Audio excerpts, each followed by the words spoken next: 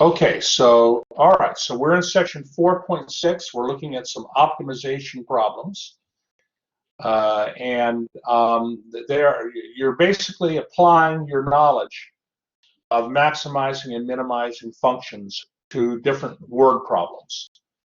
All right, so let me give you a moment to copy this example down. Good to see you all.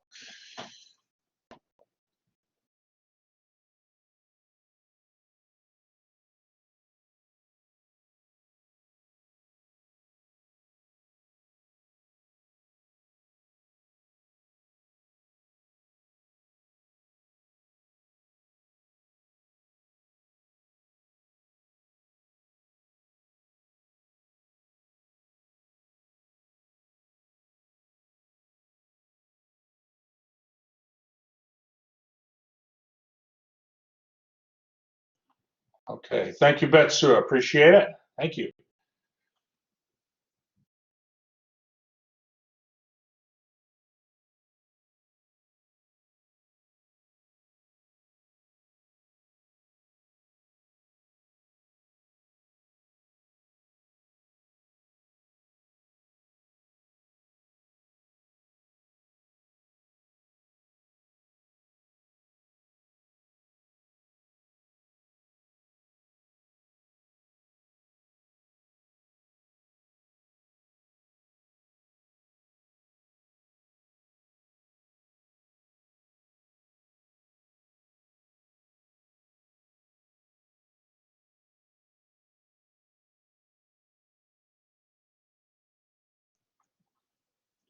Okay, so optimization problems. All right, we have a problem where we have this parabola, y squared equals 2x. And by the way, is that parabola a sideways parabola, or is this parabola an up or down parabola? What kind of parabola does that fall into? Well, if it were, it's going to be. So I appreciate all responses. It's going to be a sideways. If it were y equals a function of x, then that would be an up or down, like y equals, x squared. Okay, that parabola goes upward. But we have y squared equals 2x, which means if y squared equals 2x, then x equals y squared over 2.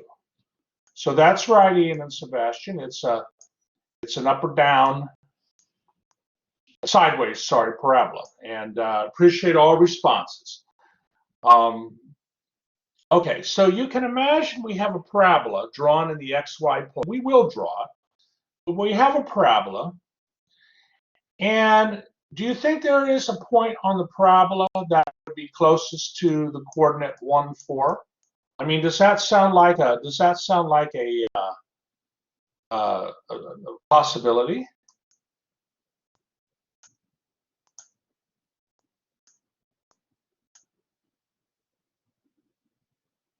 I mean, even before we draw the picture. Yeah, I mean, sure. If we draw a parabola and we draw a point, and by the way, is the point 1, 4 on the parabola?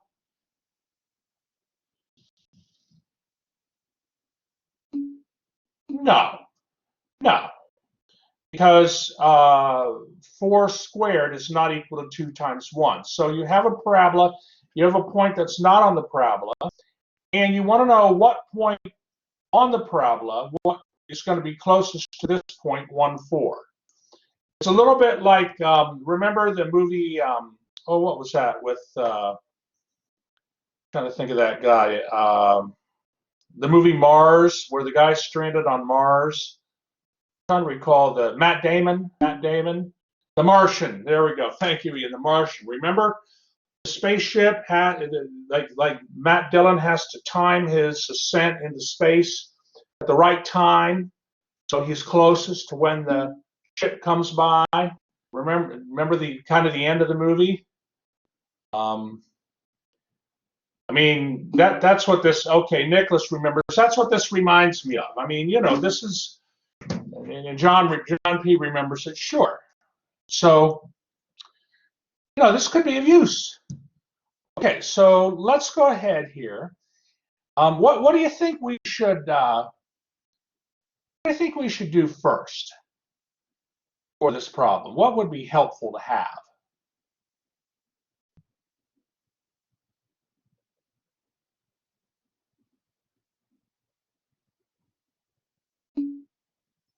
Definitely, Sebastian, a graph. Definitely. So we're going to draw a graph.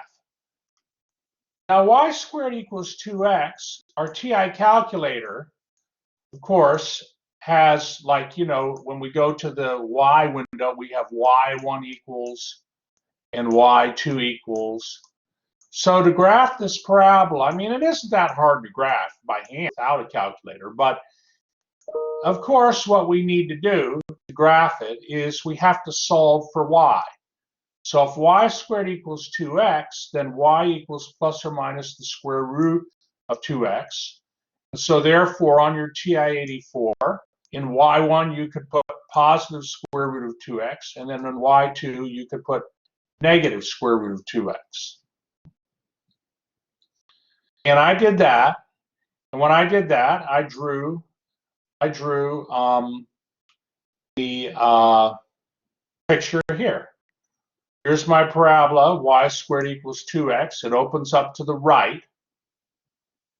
And then there's the coordinate 1, 4 right there.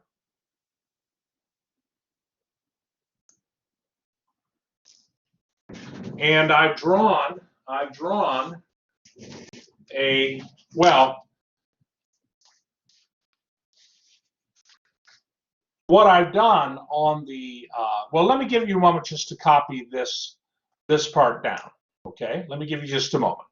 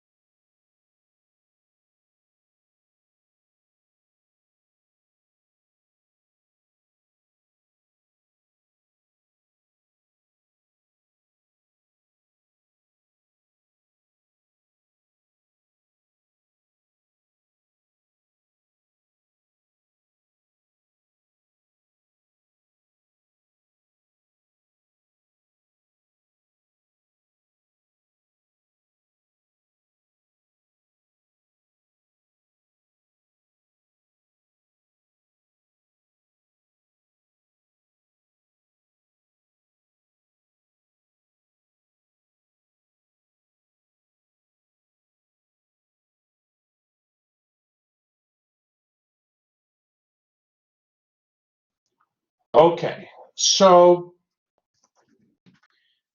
of course, here's the coordinate. Here's the coordinate 1, 4.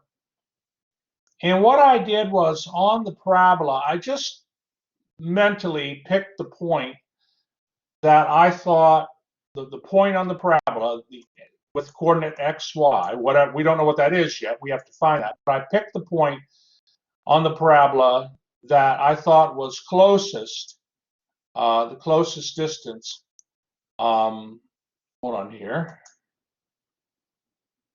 One moment. And here's the distance. So I picked the point. It's not actually too great here. Let me try that again.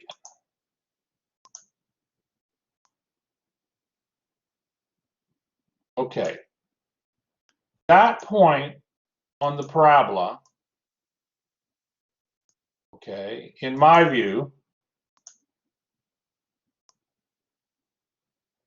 comes the closest to the 0.14.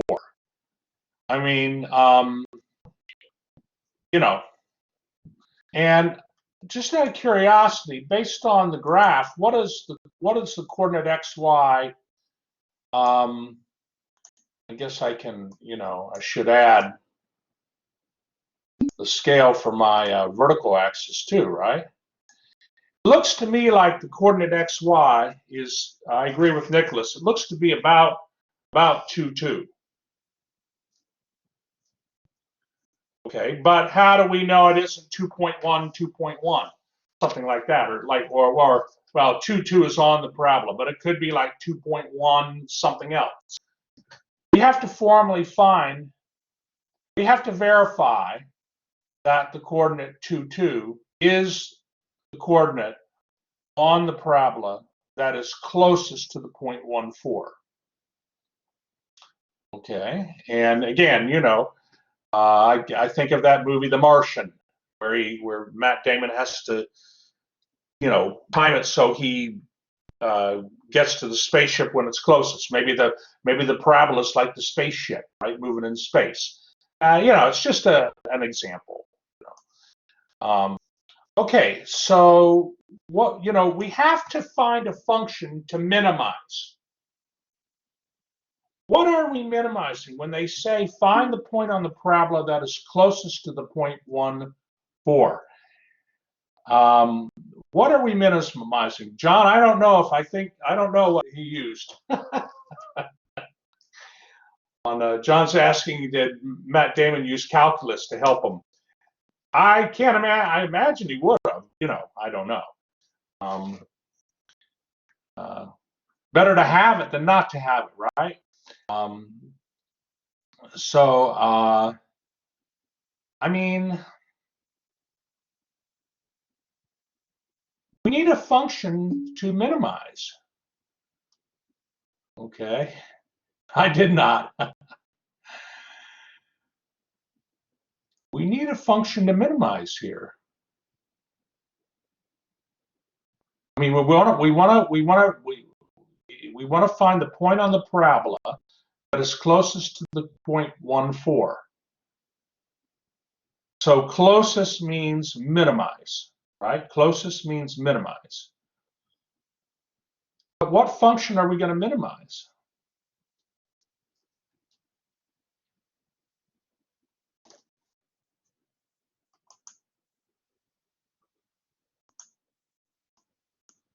Let me ask you this. On my picture, looking right here where I draw the orange or the yellow circle,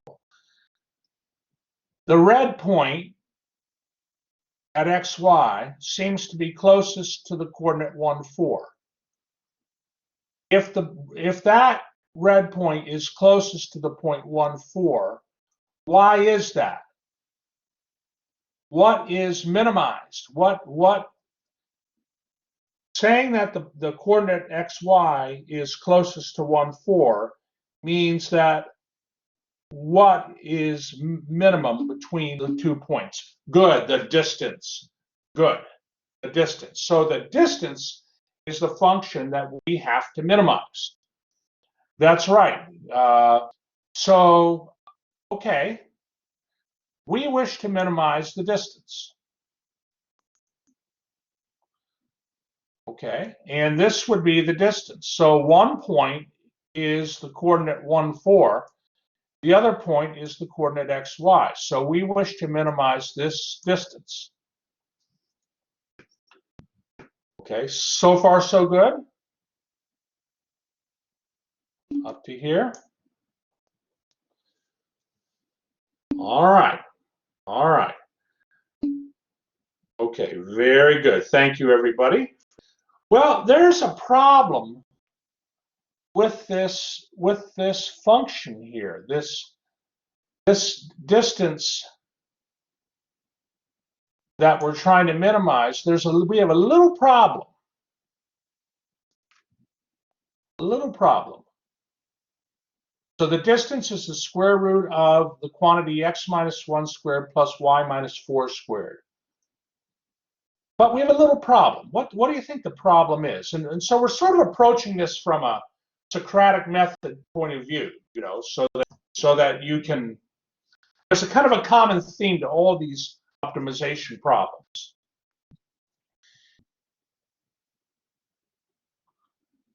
I mean, are we able, I mean, if we want to minimize the distance, what are we going to have to do to find the minimum of this distance function? What are we going to have to find? Okay, well, we have the distance formula, and we got it. That's right, Zoe. We have to take the derivative. We have to take the derivative of the distance. Can we take the derivative of the distance as it is? Is there a little problem? What's the problem, Nicholas? Nicholas doesn't think we're ready to take the derivative of the distance yet.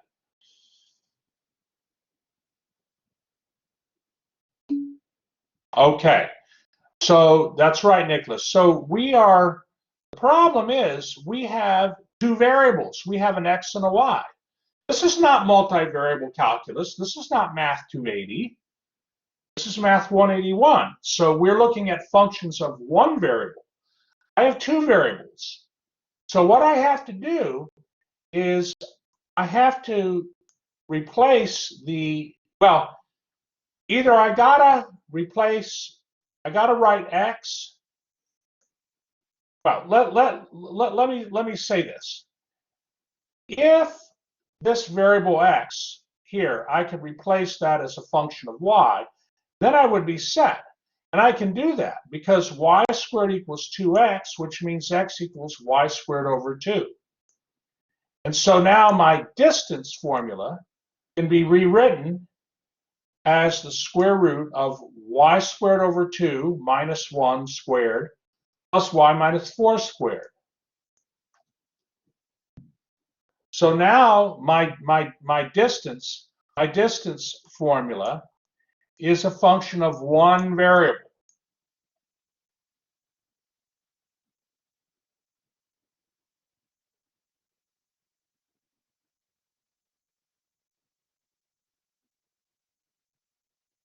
Okay. Are we good up to here?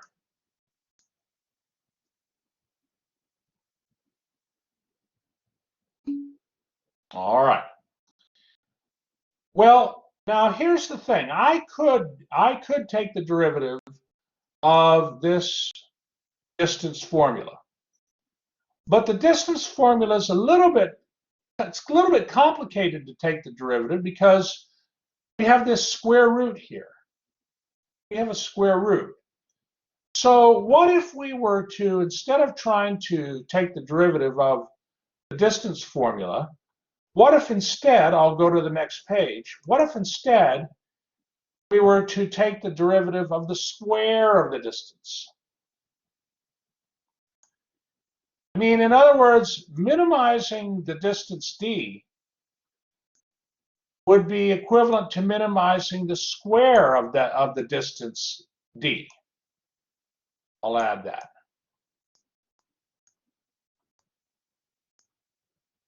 Okay, this is something that's used a lot in optimization problems. Whenever you're trying to minimize the distance between 2 points, you don't minimize the distance using this with the square root formula. You take the square of the distance.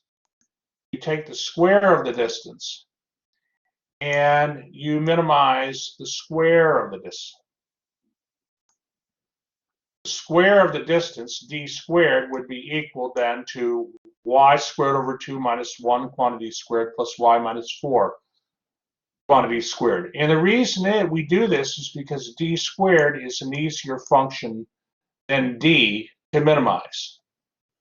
Polynomials are always easier. Polynomial is easy to take the derivative of. All right, are there any questions so far up to this stage here? You have to let me know.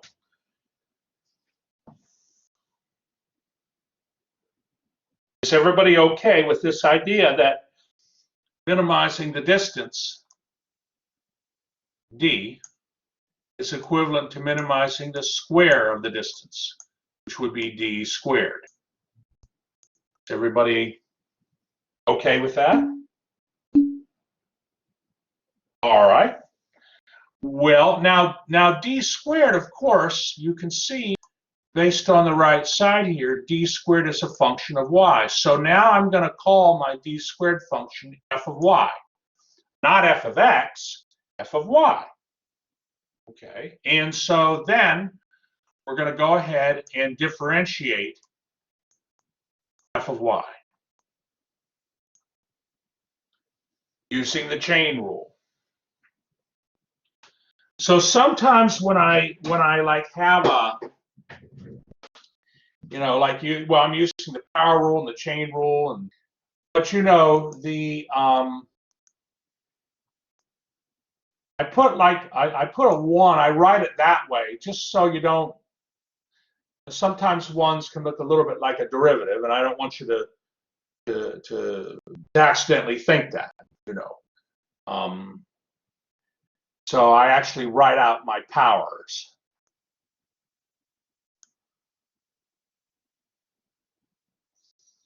And then 2y over 2 is just y.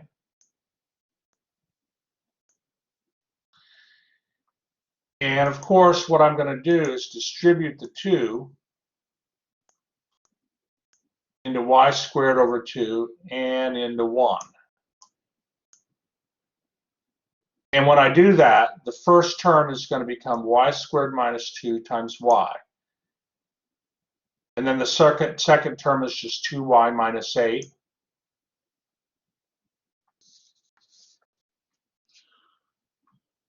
And so we'll get y cubed minus 8.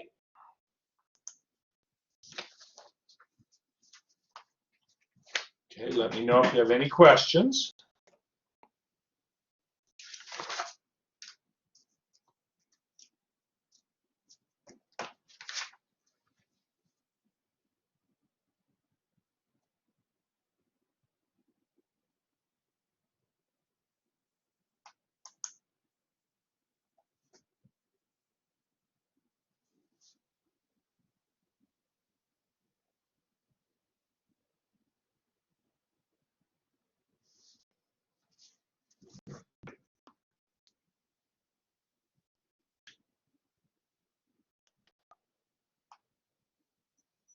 Okay, so now we have this f prime of y,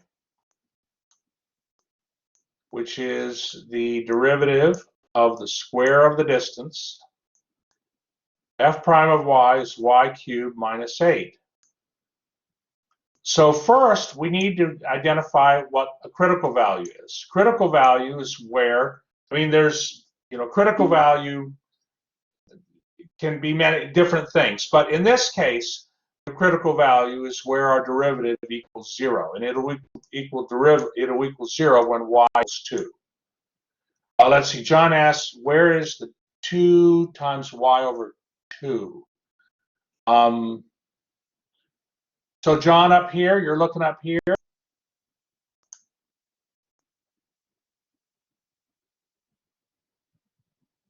Two y over 2 becomes y. Okay, all right, hang on.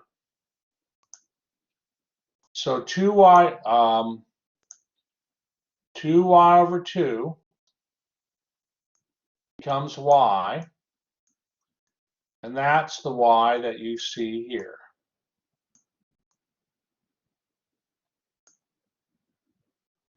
And then for the other part, I distribute the 2 for both terms, and I'll get y squared minus 2 for the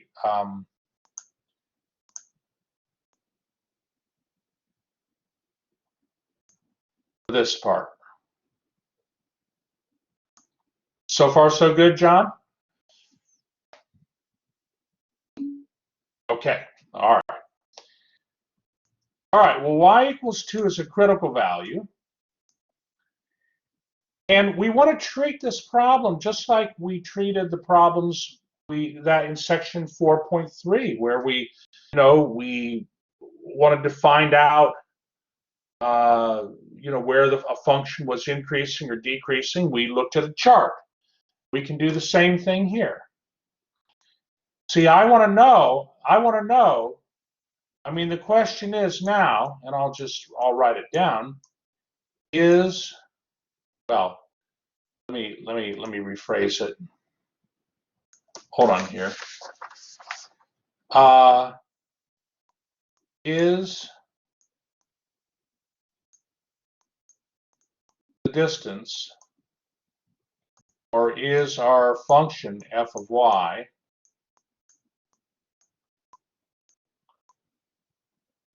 minimized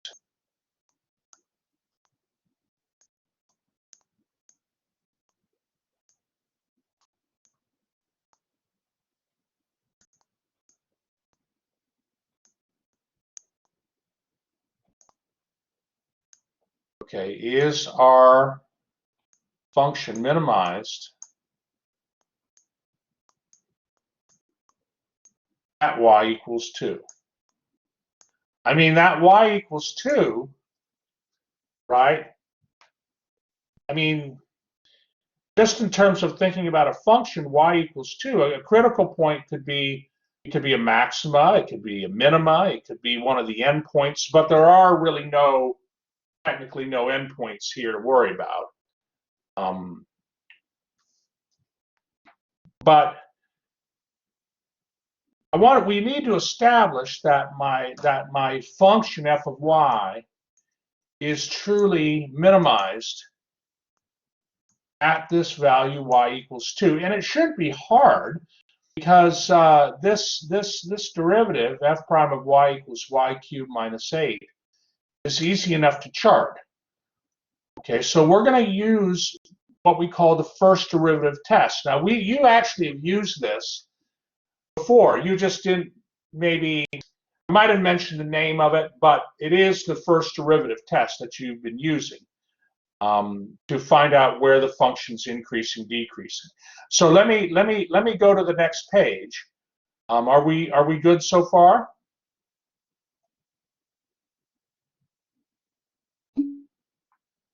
All right, Lynn's good. All right, let's go to the next page. So using the first derivative test, basically the first derivative test is a test that will help you determine if a critical value is a maxima or a minima based on what the first derivative function acts like. So y cubed minus 8, well, that is my first derivative. And x equals 2, the first derivative, f prime of y equals 0 when y equals 2. But it will be negative. The first derivative is negative when y is less than 2, and the first derivative is positive when y is greater than 2. Okay, so that means that our function f of y decreases on the interval 0 to 2. Incidentally, it wouldn't make sense that that y would be, like you notice I start my axis at y equals 0, and that makes sense. Oh wait, hold on, I got to be a little bit careful here. One moment. Just see here, one moment.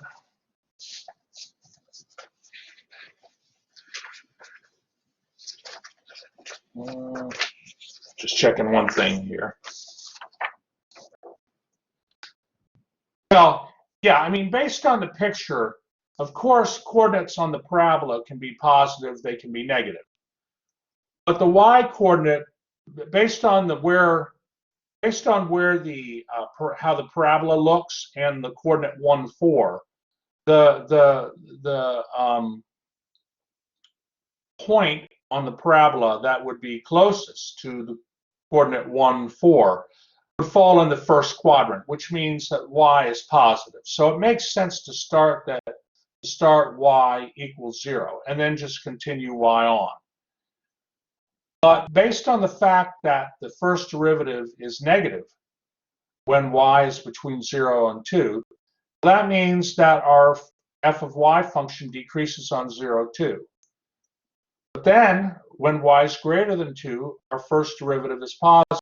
So that means our function has to be increasing on 2 to infinity. So that means that our function y has to be minimized when y equals 2. It must be minimized there. Okay, because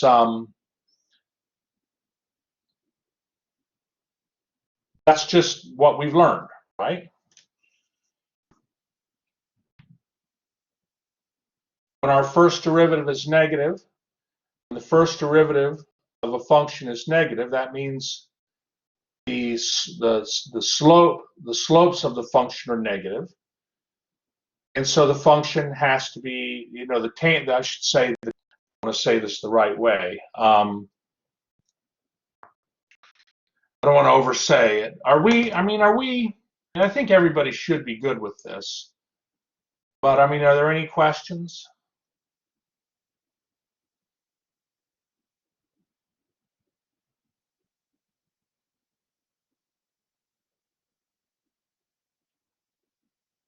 Okay. So, well, Sebastian, the function f of y, so Sebastian's asking about the square of the distance. The distance formula, the square of the distance, I defined as f of y. I define that as my f of y function. Okay, good question. So our function f of y is minimized when y equals 2, and that means that the closest point on the parabola, y squared equals 2x, point on that parabola closest to the coordinate 1, 4 would be, well, y equals 2, right? That y equals 2. And the x coordinate, remember, the x coordinate is equal to y squared over 2. So that's 2 squared over 2. That's 2, 2. So indeed, 2, 2 is the point on the parabola that is closest to the coordinate 1, 4. And that's using what's called the first derivative test. But there's also another test called the second derivative test that can be used. Okay, and you've actually used the second derivative test before. It's just maybe I didn't formally, I think I maybe mentioned it, but at any rate, you know how to do it. Second derivative test means work from the second derivative. So what we're trying to do here is we're trying to establish that the square of the distance, which is our f of y function, is minimized when y equals 2. We did that using the first derivative test, but we can also do it using the second derivative test. Because if f prime of y is y cubed minus a, then f double prime of y is 3y squared. Okay, and what I'm going to do is now make a chart to find where my second derivative is positive and where it's negative. So the factors of 3y squared are 3 and y squared. And on the interval from 0 to y, not including 0, both 3 and y squared are positive. And so the second derivative, f double prime of y, since it's the product of 3 and y squared, it's going to be positive everywhere. But when your second derivative is positive, when your second derivative of a function is positive, that means the function's concave up. So our function f of y is concave up. And so that means then that f prime of 2 equals 0, okay, at x equals 2, our function's minimized. I mean, if you have a, I mean, just kind of a, I do a little little analogy here. Let me just draw. Hold on here.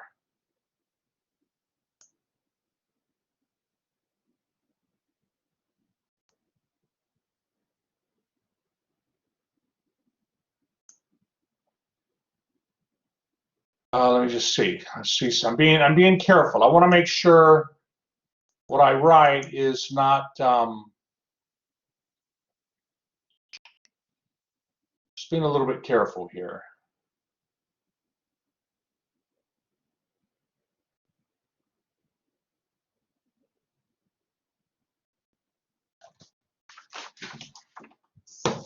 One moment.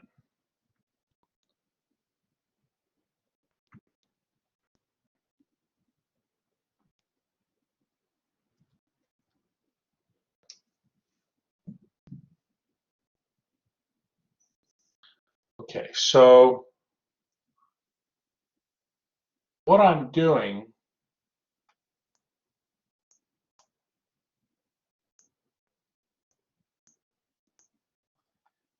here is I'm going to be a little bit careful here.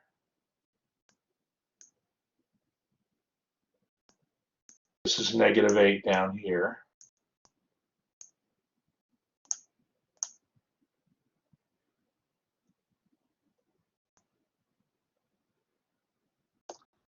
See, I knew I wouldn't draw it too good, but oh, that's better. Hold on.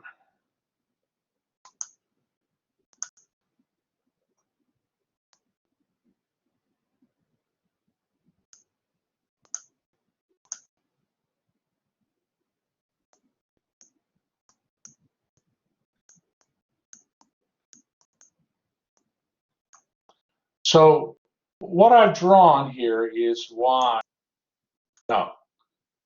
No, hold on.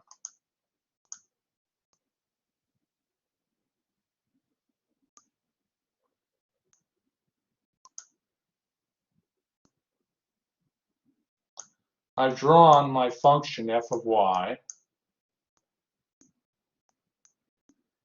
equals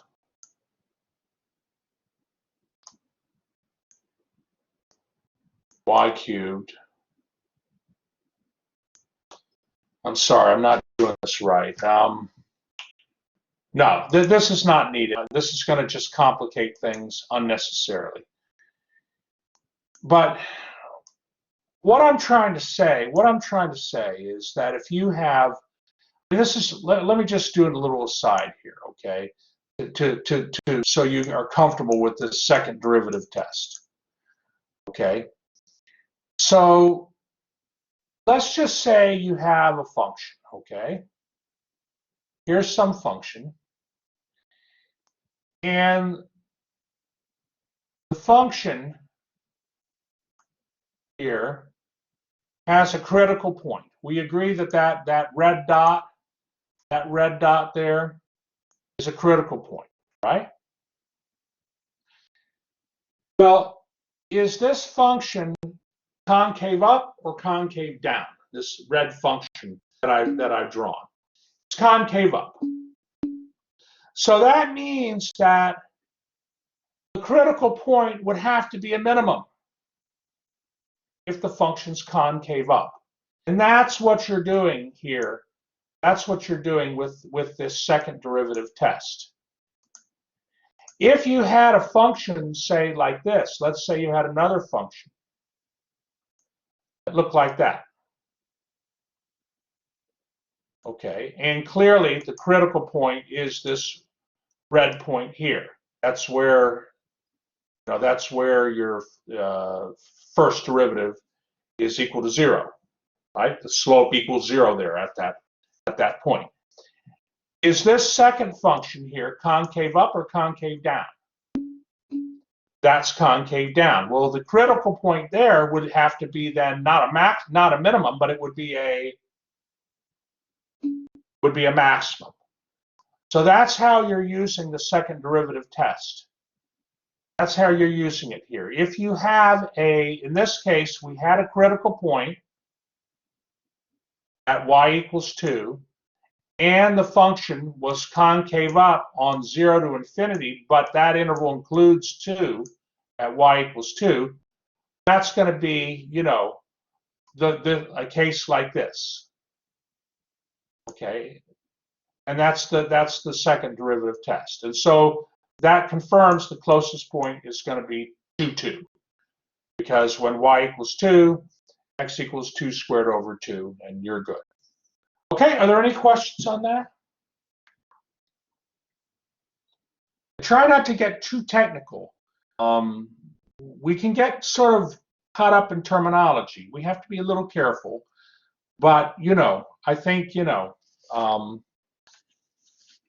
you should know these terms, these tests, the first derivative test, second derivative test. You're using first and second derivative tests to establish whether critical values are maxima or minima. And I think you should formally know the names of the tests. And you know how to use them. So are we good with this example? Shall we look at another one? Are there any questions? Okay. All right. All right. Lynn's good. All right. Well, let's move on here. Okay. Let me give you a moment to copy this example down.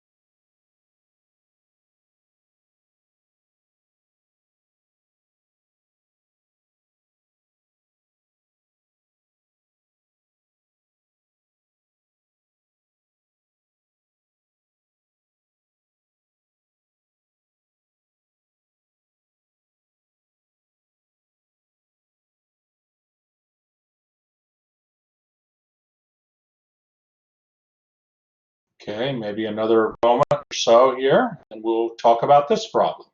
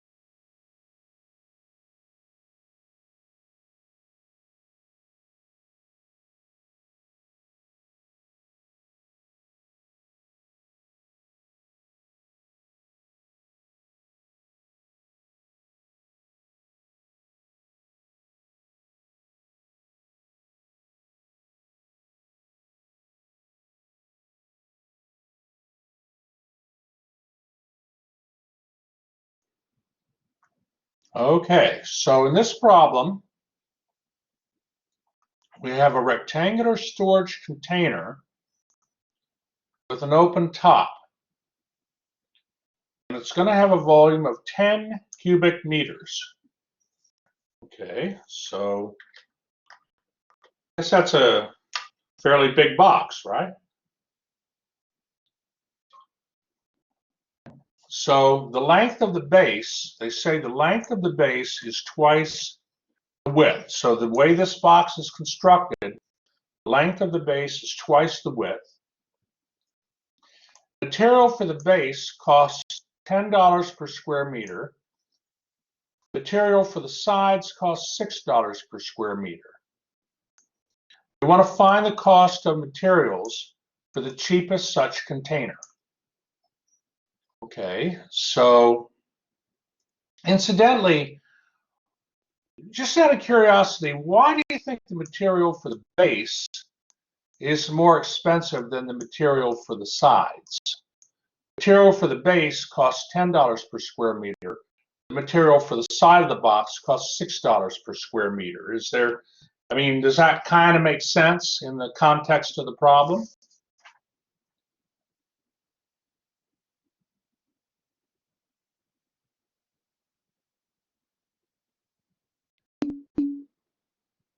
Yes, the base of the box has to be, that's right, Lynn. The base, very good. The base of the box has to be able to hold the weight of what's inside. I mean, of course, the sides have to be strong enough to, keep the object from, falling over, so to speak, or whatever. Keep it inside object or objects. But you got to have the base has to be a little stronger.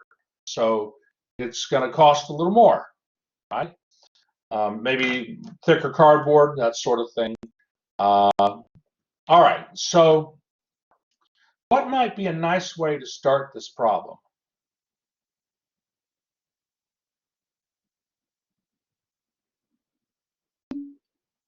Draw it. So let's draw a picture of the box. Okay, so that's what I do. And I did this problem just like I were a student. When I worked this problem, I did this problem. I mean, what I'm trying to say is when I do these problems, I try to approach them as if I were a student. And yeah, hey, this isn't too hard. Okay, I'm going to draw a box. Okay, and it said that the length of the box, okay, the length of the base, which is here, is twice the width of the base. So far, I have my length, my width, and the height is just the height. I'm going to call it y. I can't call it x because there's no connection between the height and the length of the width. So then the volume of the box, of course, is length times width times height. And I decided to use, variables x and y. Now, if you look at like the Watch It videos or something like that, they might use different variables, but I'm just using, x is my width and y is my height. And so I get my volume. The volume of this box would be 2x squared y. But again, I see the volume of the box as 2x squared y. And I know there is a problem. I mean, not like problem, but there is a problem I have to deal with. Because how many variables do I have here? Yes, so far I have 2 variables. And you have learned to take derivatives of 1 variable. Okay? So I gotta somehow write one of the variables, x or y, in terms of the other. Is there a piece of information in the problem that could help me with this? Is there a constraint in the problem. That would help me write one of the variables in terms of the others.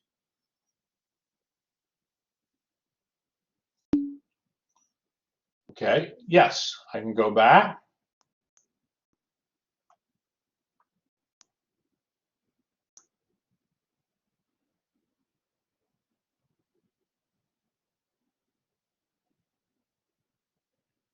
Do they tell us anything about the volume of the box? The volume's 10 cubic meters. That's right. So that's right. So we're going to make use of that. We can say that our volume here will equal 10. So 10 would equal 2 times x squared times y. Well, Ian, you know, the box being trying to find the most cost-efficient container relates to the base. I mean, of course, the less. Well, we got to be a little careful here. We got to be a little bit careful. We will get there, okay? But Ian's thinking ahead. He's thinking, well, gee, you know, that base material is more expensive than the side materials. So what if we were to, you know, lessen the base? Well, okay, if you lessen the base, make the base smaller, then you're going to make the sides smaller, but you have 4 sides, right? You have 4 sides that would have to go up. Like you can have a box with a big base. Okay, and that's expensive having a big base because the base is $10 per square meter material. But if you have a smaller base, you're requiring the volume to be 10 cubic meters. A box with a smaller base would have taller sides. Now the sides, it's only $6 per square meter for side material, but you have 4 sides, so there's a trade-off. You see. But very good question, and we know the fact that since the volume is equal to 10 would equal 2x squared y, and so y would equal 10 over 2x squared, or y would equal reduced would be 5 over x squared, and it's okay to divide by 2x squared because x has to be greater than 0. I mean, I won't have, if x were equal to 0, I wouldn't have a box, right? You got to have x be greater than 0. So this means then, okay, now I got to get to cost. Because remember, when they say find the cost of materials for the cheapest such container, finding the cost of materials for the cheapest such container means you want to minimize the cost. You want to minimize the cost. So I need a cost function. Okay. So, well, here's my cost function. Okay, and maybe what I could have done here, I mean, everything's fine. But let me go ahead and, you know, when I say 10, I mean $10. Okay, when I say 6 over here,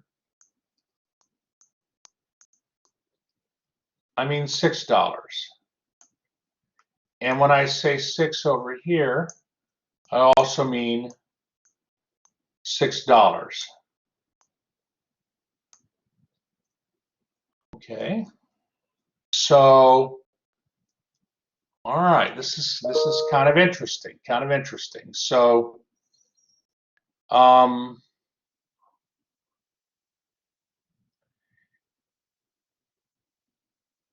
so the x times 2x, right? What does that stand for? X times 2x. I mean, what's that mean? Based on the picture, it's the base.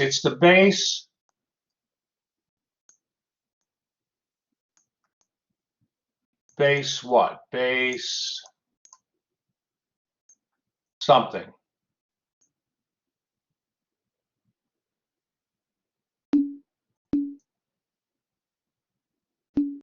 Base area. Okay, that's right, Lynn. Some good participation here. So now what I'm doing is to construct a container, I'm thinking about the material, I'm using material. Okay, and they tell us if we go back, and I'll come back here. I'll come back. I kind of, well, it's $10. Hold on, I have an idea here because I have an idea, so I don't have to go back. It's $10 per square meter for the base material, but the area of the base of the box is x times 2x. If you look at the picture which you drew, x times 2x is your base area. The area for the sides is $6 per square meter. Well, you have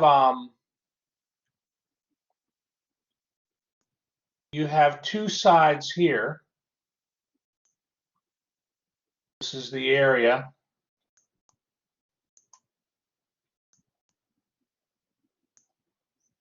of two sides. That's why the 2 is there.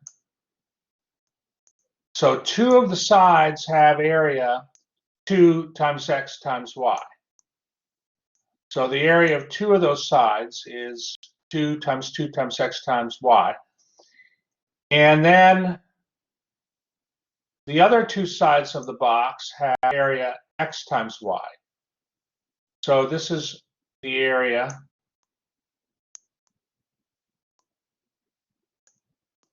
of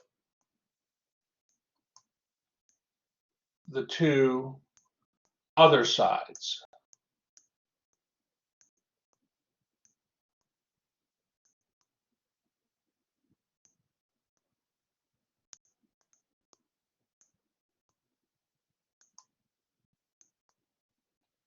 Right, because the way the box was constructed, drawing it kind of fast here, but that's okay.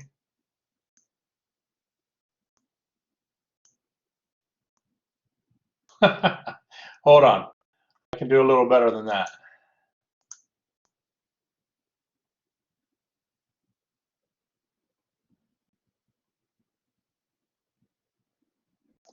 I can do a little better than that.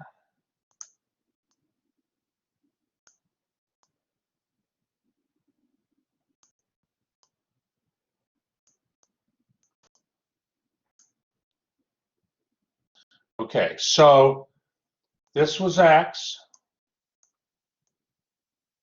this was 2x. So the width was x, the length was 2x, and the height was y.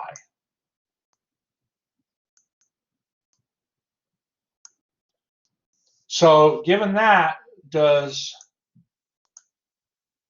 these areas make sense? Based on the, I just redrew the picture here and of my box.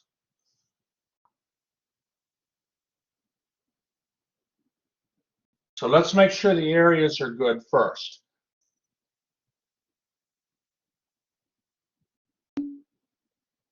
Nicholas is good. All right.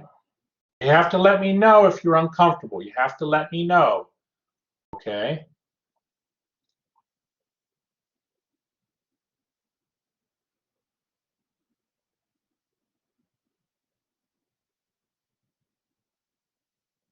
All right. Well, so we want to, we're trying to minimize the cost. So what I do is I take the base area okay, which is in terms of cubic square meters, and I multiply that base area by $10 per square meter. And then the area of the two of the sides, which would be, 2xy, that would be this, this side, and then the side opposite that. That would be then 4xy square meters. Then you multiply that by $6 per square meter. The meters simplify out. You get, you get money, you get dollars. And then finally, the area of the two other sides, which would be like the front side and the back side, is 2 times xy square meters. You multiply that by $6 per square meter, and you get your cost. Well, that's right, Lynn, because it said in the problem that the rectangular storage container has an open top. So we do not have a top to the container. That's right. So altogether, we've accounted for the 5 sides of this container where materials used. And of course, what we're going to do is the y variables here, I replace that with 5 over x squared. And so my cost as a function of x is equal to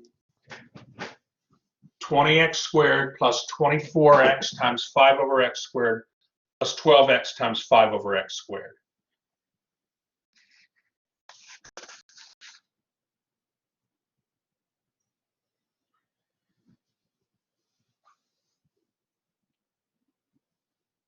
Okay, are there any questions on that?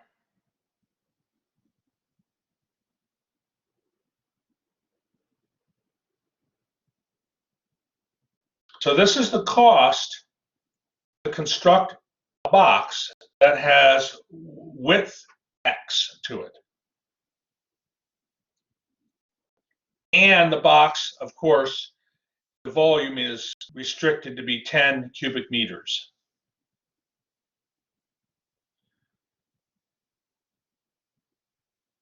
Okay, may I go to the next page? Are there any questions?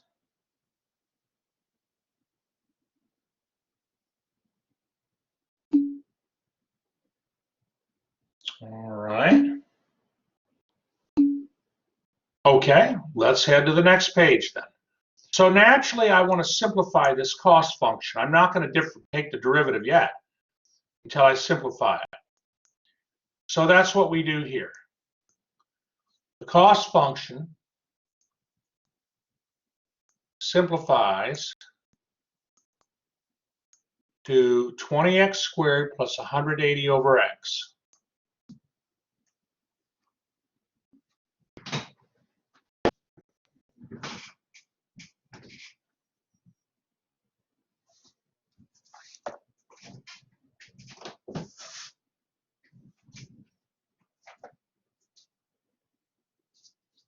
And so now we wish to minimize the cost function.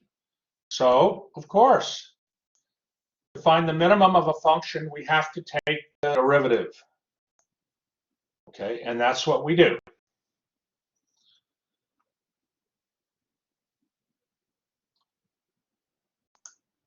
So it seems you're very comfortable with derivative rules. That's good.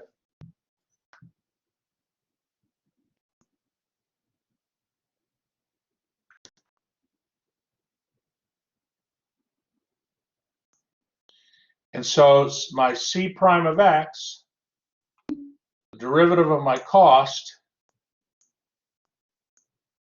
is 40x minus 180 over x squared. Now here's the thing. Sebastian makes a very good point. Can't we simplify further? Yes, I mean, in fact, in order to find the critical values or critical numbers, we want to be able to write that the derivative in factored form. So I have two expressions here, and I want to combine the expressions. So what I'm going to do is I'm going to Well, I mean, I know that I want to set my derivative equal to 0. But in order to find the critical value, I want to write my derivative in factored form. And so that's what I do here. Okay, that's what I do here. So the common denominator, 40 over x is the same as 40x over 1. Common denominator between 1 and x squared is x squared. So I will rewrite the first term, 40x, by multiplying by x squared over x squared. There's a reason I'm doing this. You will see.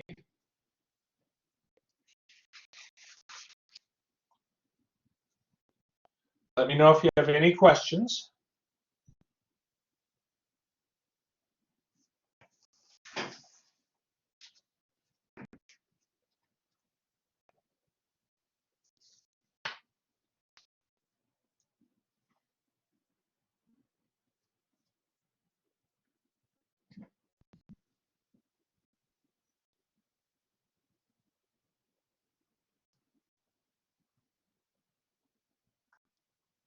All right, are we ready to move to the next page?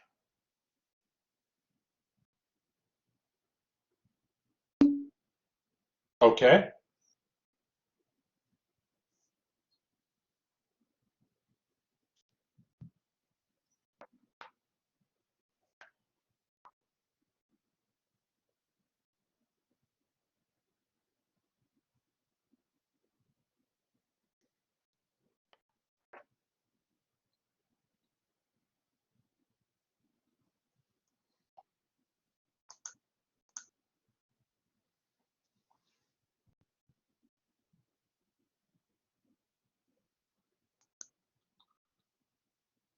All right.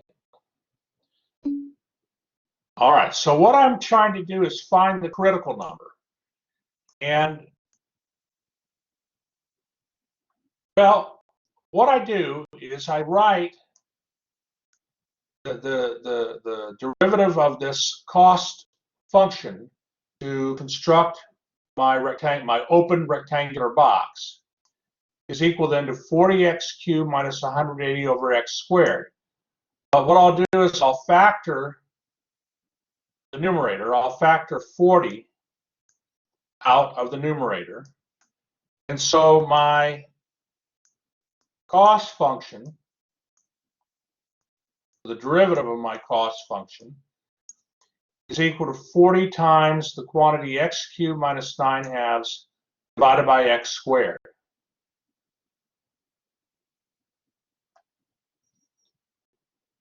And incidentally, for the critical number, okay, I guess I can just, I'll add this right here. C prime of x equals 0 if x cubed minus 9 halves equals 0.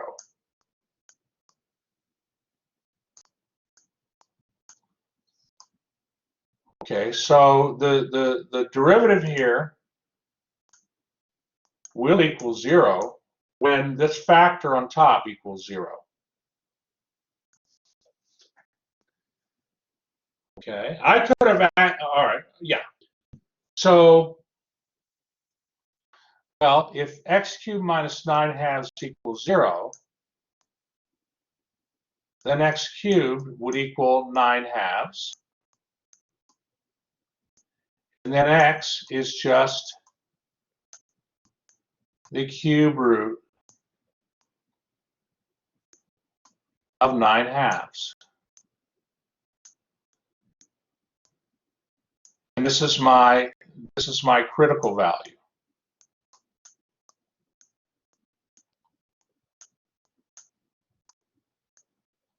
It's not always pretty,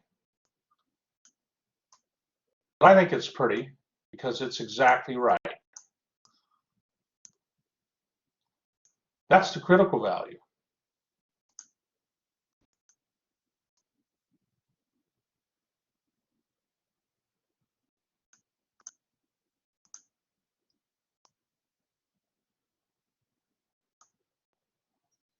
Now, incidentally, the cube root of 9/2, if you take 9/2 and raise it to the third power on your calculator, this is about 1.65.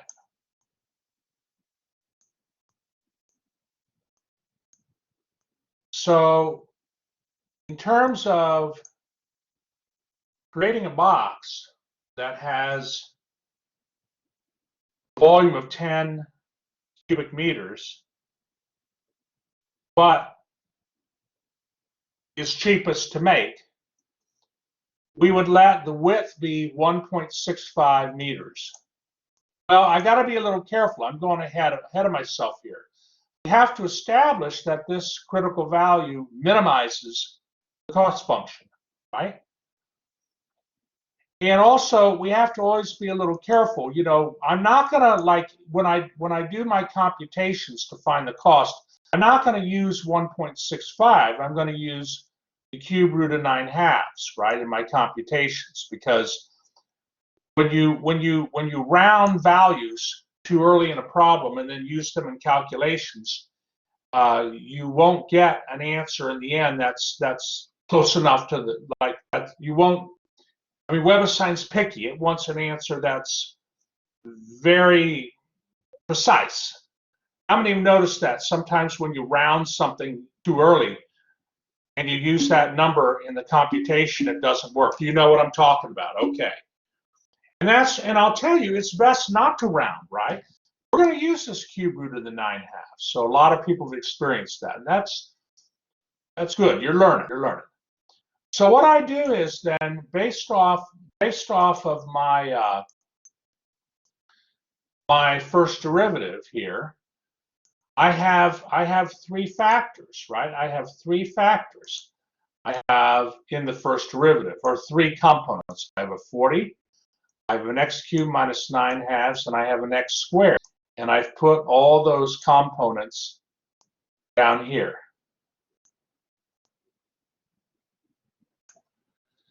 And for my x-axis, I started at, I don't include 0. Okay, I don't include 0. That wouldn't make sense, because if x were equal to 0, your width would be 0 and you wouldn't have a box. But I am going to include the cube root of 9/2 in there.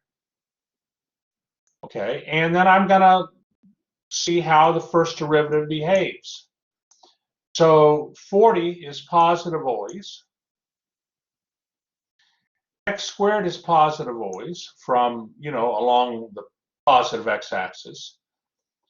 X cubed minus 9/2 will equal 0 when x is the cube root of 9/2, and it'll be positive when x is greater than the cube root of 9/2, and it'll be negative when x is less than the cube root of 9/2. And so based on this, I can establish where my first derivative is positive,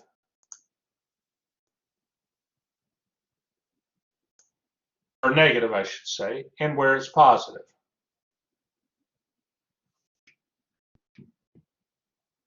Okay, let me just like this out here. We don't want.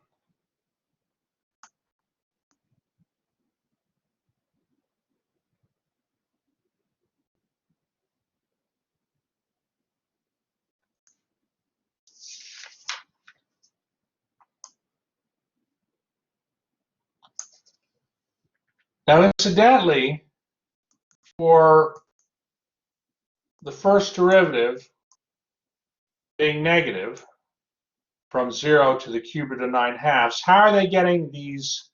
How are they getting the negatives? I mean, you've told me this kind of thing before, but I'll just I just want to make sure that you don't forget it. You know, why is the first derivative negative when x is between 0 and the cube root of 9/2? Based on the chart, how are we getting that negative? Based on the chart here.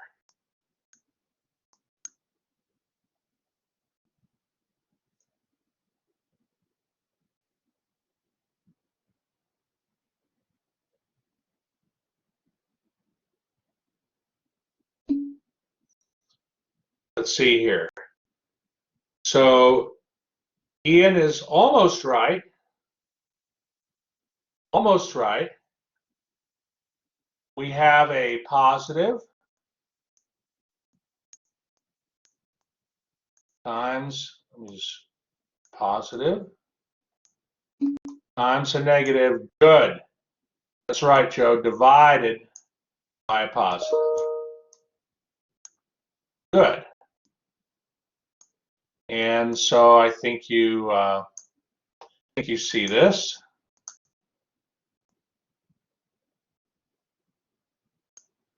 Try to make this look nice.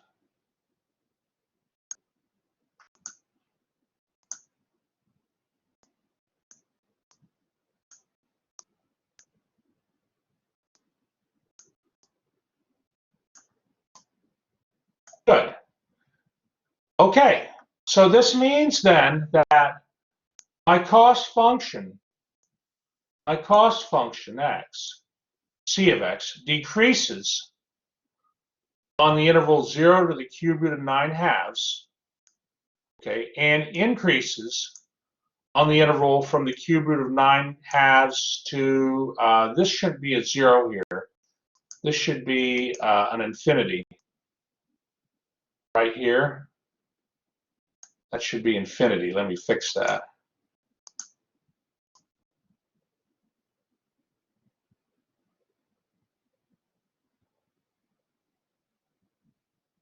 Hold on.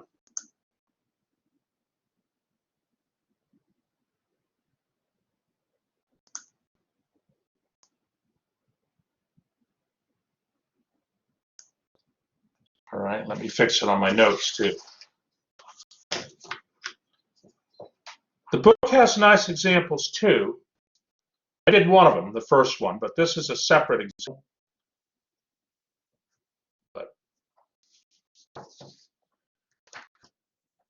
So since our function's decreasing, and then it increases, the function decreases until x equals the cube root of 9/2, and then the function increases after that. So that means that x equals the cube root of 9/2 would have to minimize the cost. So we've established that we have an absolute minimum. And you know, for your next exam, exam 4, I would need you to establish that you do have an absolute minimum. It's, even though it might be kind of obvious, the charts are necessary. Charts are necessary for section 4.6. Now, what test did we use here? What test was this that I just used? Was it the first derivative test or the second derivative test? First derivative. So this is the first derivative test. Thank you, Lynn.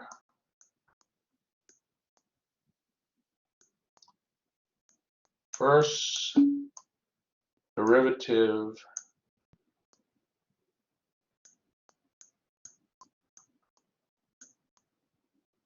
test.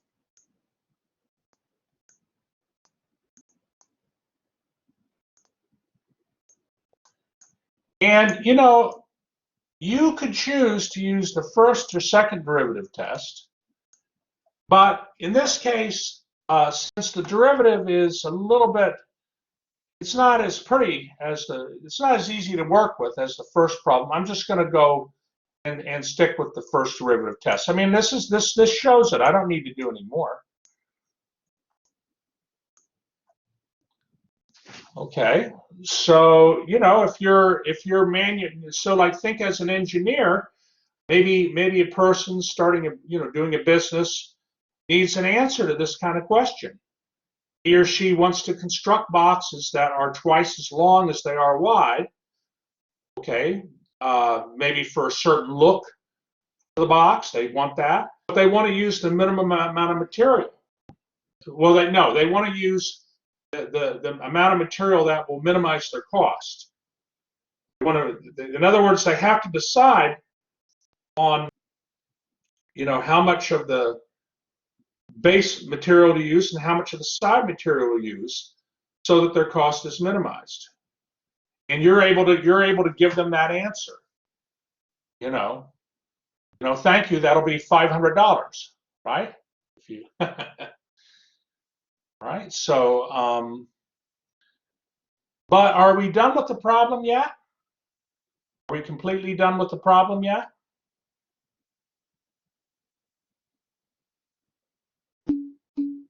No, because now we need to find what is the cost of the materials. We know how to make the box. Okay. We know how to make the box. The box should be the cube root of 9/2, which is approximately 1.65 meters wide. And then you can get the length and the height from that. But now we got to find the cost. Okay, so the cost, we know it's minimized when x is the cube root of 9/2 meters.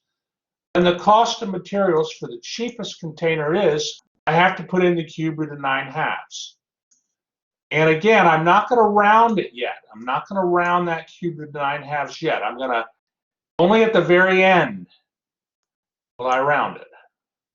I round my answer. And that makes sense, I mean, if you think about this problem, you want to give an answer as precise as possible to the businessman or businesswoman in terms of how much it's going to cost to construct this container. I mean, being off by a couple pennies, it may not seem like a lot, but if the business makes 1 million boxes, being off a couple cents on the cost could affect the bottom line. Okay, let me just see here. What would 1 million times 2 cents be? That's $2,000. $2,000. So if you're off by 2 cents and your final answer, and the company makes 1 million boxes, the cost, their cost to their cost, what I'm trying to say is, if they made $1 million and you're off by 2 cents on the estimate you give them for the cost, then for 1 million boxes, that means you're off $2,000. Yeah, Lynn appreciates it. Why it's important to wait until the end to round. Thank you, Lynn. So what I did was I put in the cube root of 9/2 everywhere where the x went in my cost function. Okay. So the cost function, I'll go back here. I'll come back. Cost function, I'm going way back to here. Here was my cost function, 20x squared plus 180 over x. And that's what I'm doing here. 20x squared times 100 plus 180 over x.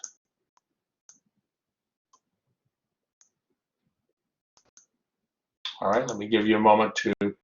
So we find out that the cost would be $163.54.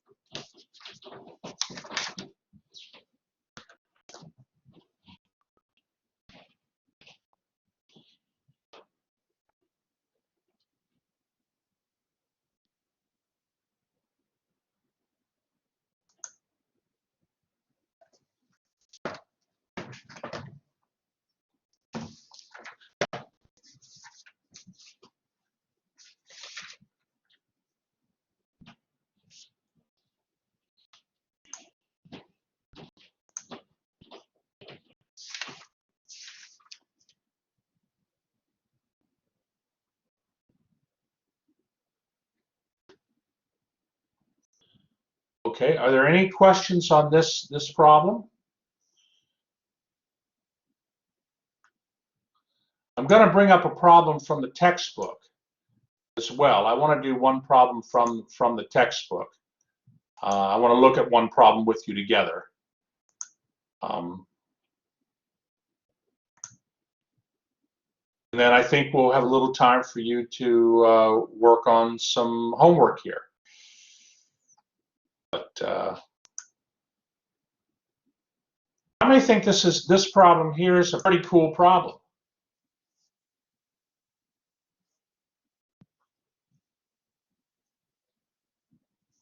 I mean, the fact that you're able to do this. Lynn likes it. Nicholas likes it. I mean, look at what you're able to do in math now, since you've learned some calculus.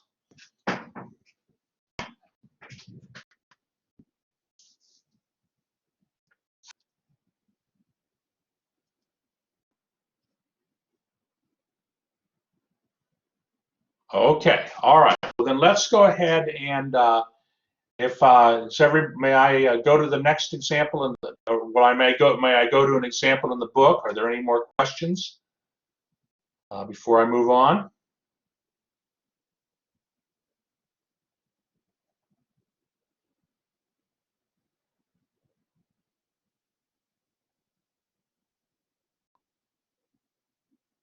Okay, all right. Well, then let me bring up the book, ebook.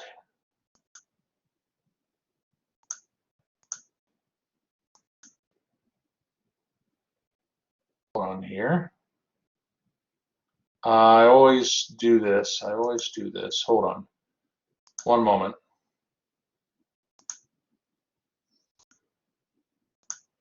So I'm going into section 4.6, and I'm going to look at the first example with you. So the previous two problems involved minimizing a function. The previous two problems involved minimizing a function. But we can also maximize a function. Okay, and that's what this example from section 4.6 is going to be on. So we're on these, of course, doing our optimization problems. And this problem, they give a, by the way, a procedure here, steps in solving optimization problems. I mean, I think, again, we've done a few, so I think these steps are, understandable. Let's look at this first example here. So in this example,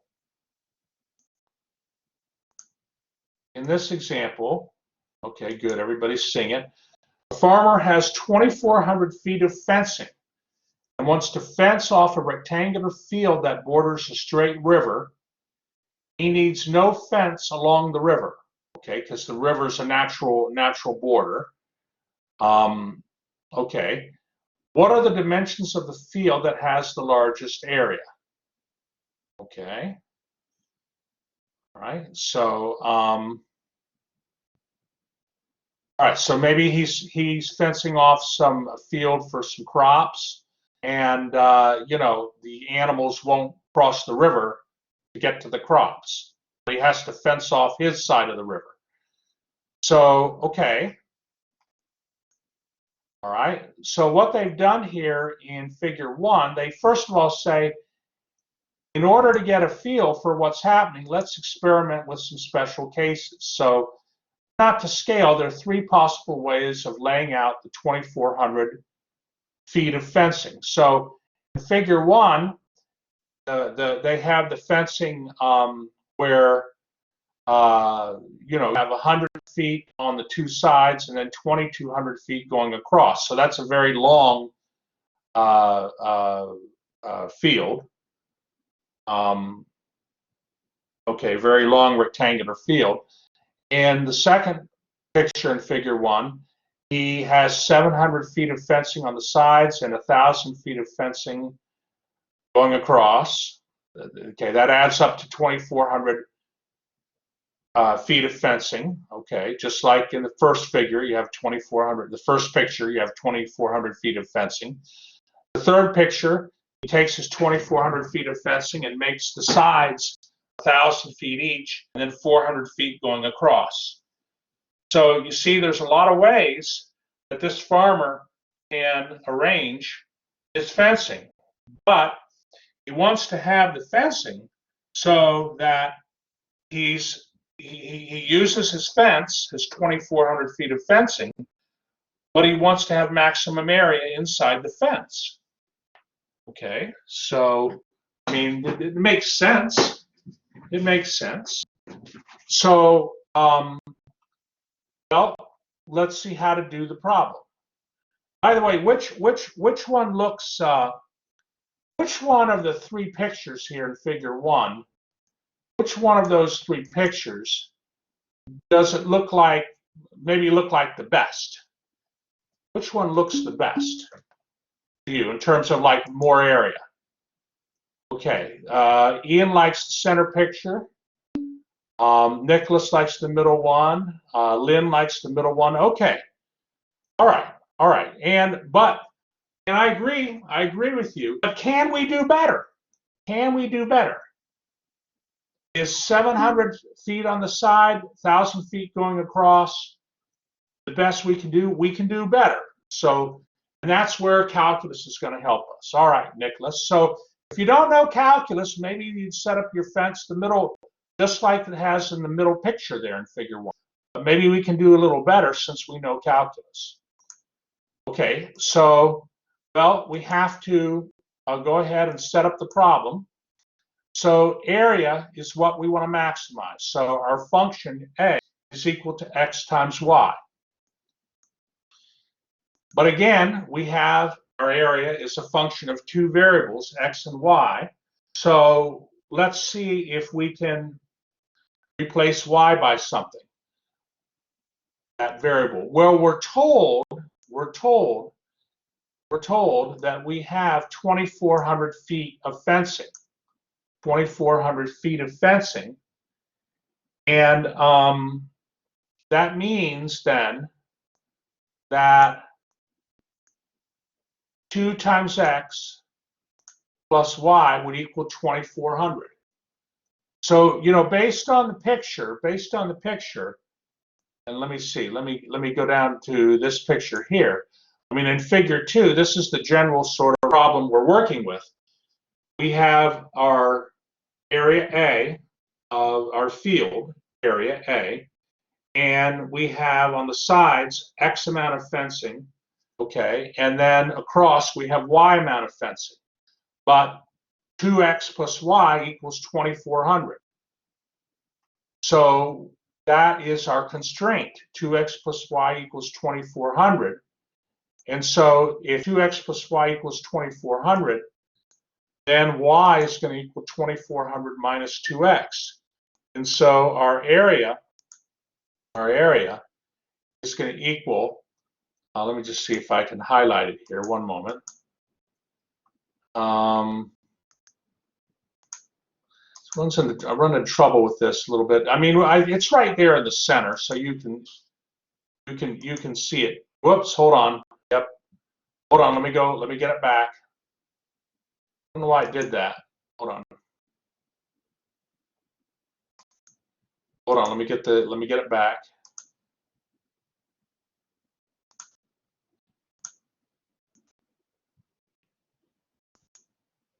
Okay, good. So the area then is equal to x times 2,400 minus 2x, or 2,400x minus 2x squared. So that's the function that we wish to maximize. That's the function.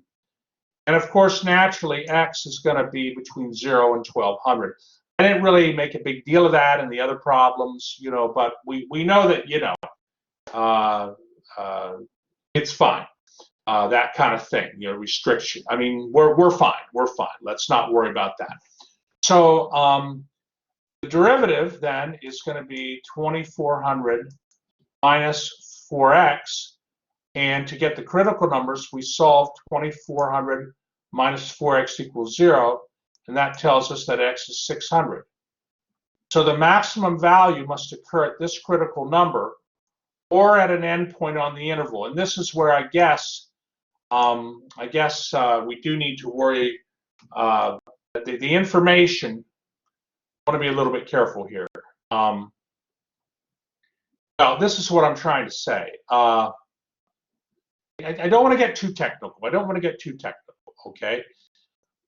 Basically, we want to establish that the maximum area, that our area function is maximized when x equals 600, meaning that it would be best to get the maximum area on the field, 2,400 feet of fencing. It would be best to let the left and right side be 600 feet, and then the width of the field, the y value, be 1,200 feet.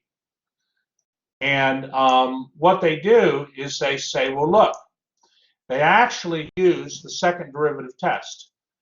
They're saying that if you take the second derivative, which is the derivative of your first derivative, the first derivative is equal to, what was it equal to? Hold on, first derivative was equal to 2,400 minus 4x. And x equals 600 is a critical value. But if you take the derivative of a prime of x, you're going to get -4. You're going to get -4. And so what happens is you have a concave down function. So that critical value x equals 600, that would represent that would be a maximum. In other words, when x equals 600, the area A of x of the field would be maximized because you have a concave down function. A of x is a concave down function. It's like if you think about the parabola, if you think about this A of x function, okay, which is 2,400x minus 2x squared, that's a parabola that opens downward, right? That parabola opens downward.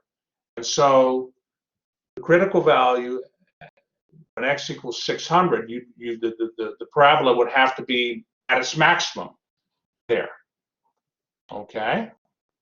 So therefore,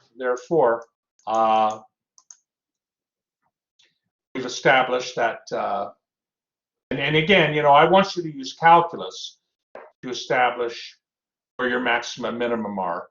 But the second derivative test shows that x equals 600 maximizes the area. Okay, so hence your rectangular field should be 600 feet deep and 1,200 feet wide. How many think that's pretty cool? Yeah, Lynn likes it. I hope more than just Lynn like it. Kind of hoping we might get, all right, Rodrigo likes it. I like hearing that. And all right, very good, very good. Are there any questions on that?